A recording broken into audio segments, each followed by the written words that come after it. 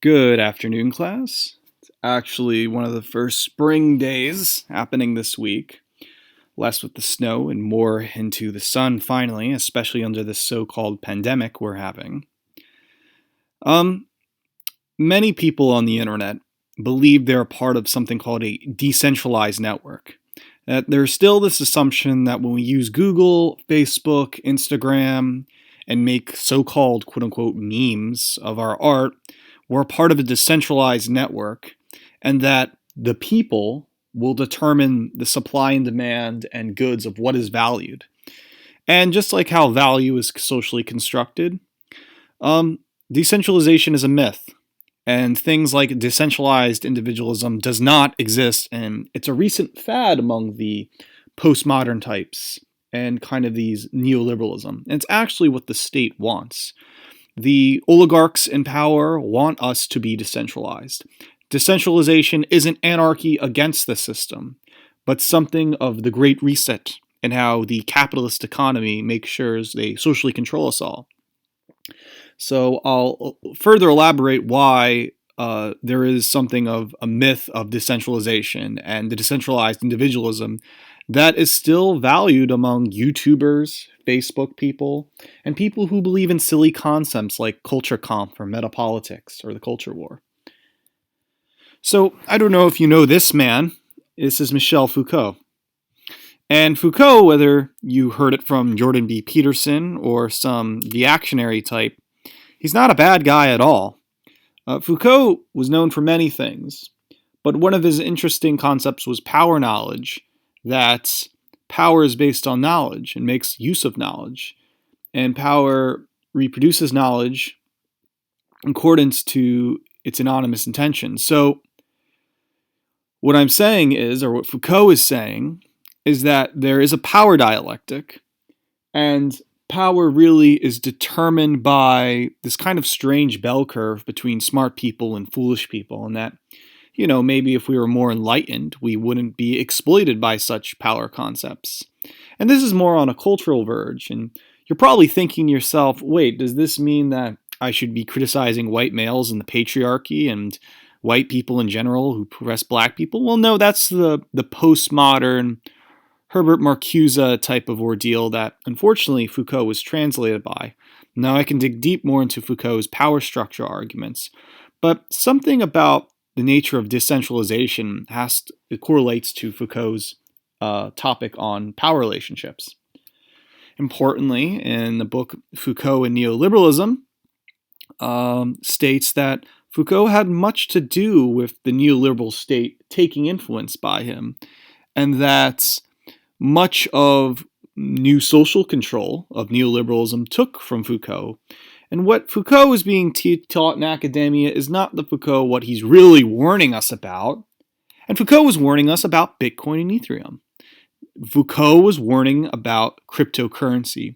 You see, it's not power because of two people are having a Socratic dialogue and I'm using rhetoric and controlling over you, or I'm spreading my culture and controlling between two other people. It's nothing like that at all. That's kind of the silly CIA co-opted thing. Foucault's really talking about cryptocurrency and that how power structures will happen on the minute level, especially in the economy. And we have something now called Bitcoin and cryptocurrency where you hear these outlandish stories of people having art internet pieces online and they sell $2,000 a piece. But nobody really cashes in this Bitcoin for $2,000. It's just hypothetically worth that value. For example, Blank Banshee recently was selling his internet art of a marble bust in 100, and it went online for only 20 minutes. I was about to buy one to support Blank Banshee, but this guy named Rob Hess or Rob something, he's well known into the art token game on the internet, and he bought 99 of them. Now, for one marble bust, that will cost you $188. But because he had the Ethereum minded, and from getting Ethereum by Ethereum, he was able to snag all 99 of them without any limitation. And so it's not like he paid upwards of $10,000, $20,000. He just so happened to have the currency in Ethereum and bought all that out. Now he's reselling it, quote unquote, on his market for $2,000 a piece. No, do you really want $2,000 for an interesting animated GIF? No, nobody's going to spend $2,000. But the point is, if you have that Ethereum, it kind of equates to like spending $20. But most of the people do not have it, and thus it creates this power relations between the art, what is valued, and the currency outside of United States dollars. And so the new power relationship is happening within the common economy, whether that's from the GameStop squeeze, where people got together and manipulated the market, to little things like this. This is kind of whether you're celebrating the destruction of the Federal Reserve or a paternal banking system. This is causing lots of issues here. To not sound like a boomer, there's been this subculture starting around the early 2000s of something called Anonymous, where they would go on Encyclopedia Dramatica or something awful and, stalk locales of Christian and whatnot, and then became its own doing it for the lulz, L-U-L-Z type of culture. A decade later, you have Atari Teenage Riot writing a song called We Are From the Internet, as if the people, the supposed proletariat, are all in front of their computers in their mom's basements, and all will do the paternal right thing and create, you guessed it, a decentralized network. And you must know something, that decentralized networks have something to do with anarchy or libertarianism or this rhizomic postmodern thought of being a free neoliberal individual. Not true at all. Mark Lombardi was a conceptual New York artist who basically, as you could see on the right, made webs of people who are secondarily and degree related of influences.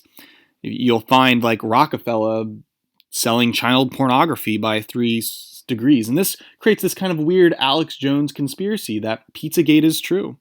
If we look on the left, we see Reddit, Twitter, and 4chan, and then all the little companies circulating the people. That it's clearly a capitalist to consumer exploitation. That this is capitalism creating better social control for the masses, like Xi Jinping on China. But this is the states. This is whoever's connected to the internet, connected to the Borg, And are we all supposed to celebrate this decentralization?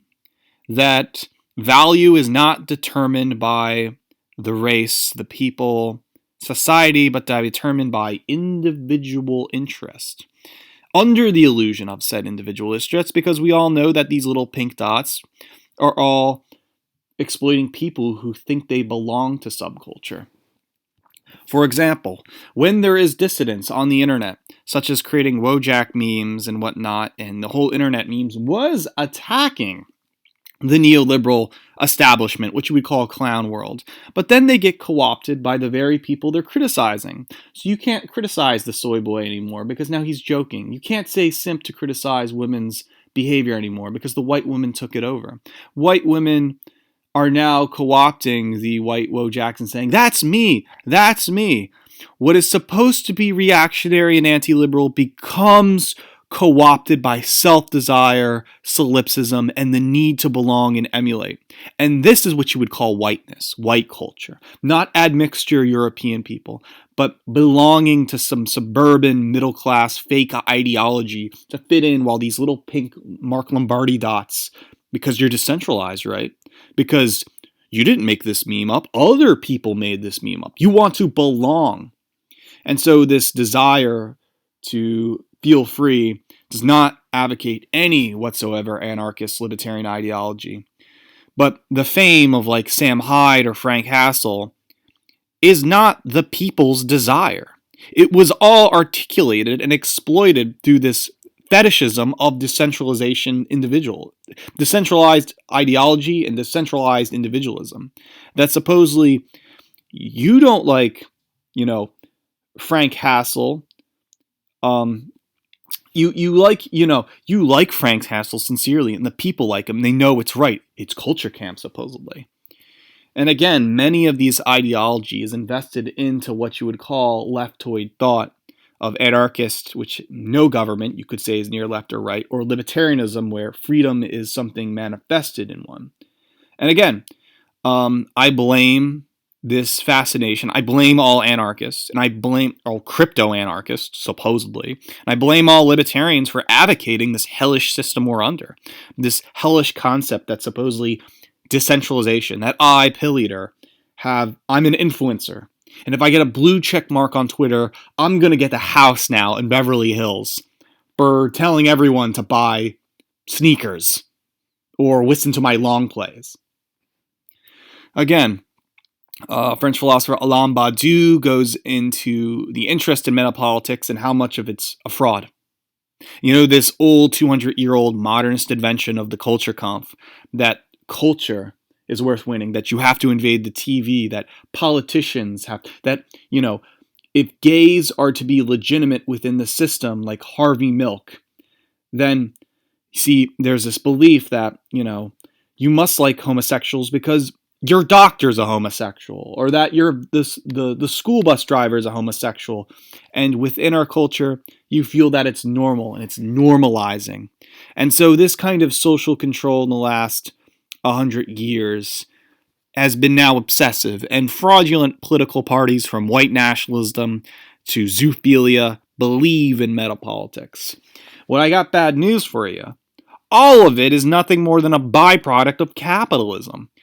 In Frederick Jameson's great work on postmodernism or the logic of late capitalism, the belief of culture comp, the belief of metapolitics, the belief you can persuade someone out of consumer habits, it's all just a reflection of the capitalist virus, of the materialism of exploitation for profit.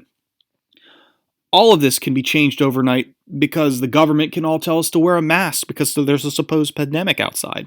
So what makes you think a obscure white nationalist blog is going to be the COVID anti-maskers or some zoophilia blog with zooier than now? What makes you think that they will transform our society for the better when this is all an articulated, decadent, Pizzagate, oligarchic elites working for all our desires at once? Because decentralization equals ethno-pluralism.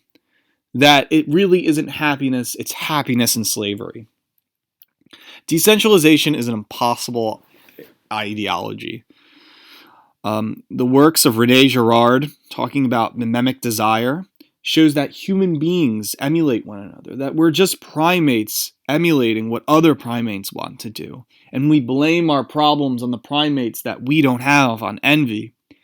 That we have Erik Erikson, a psychologist who believed in the psychosocial narrative that our life is not internal but very short and only 100 years, and that every life step to our quarter life crisis, our half-life crisis, and near death is nothing more asking spiritual questions.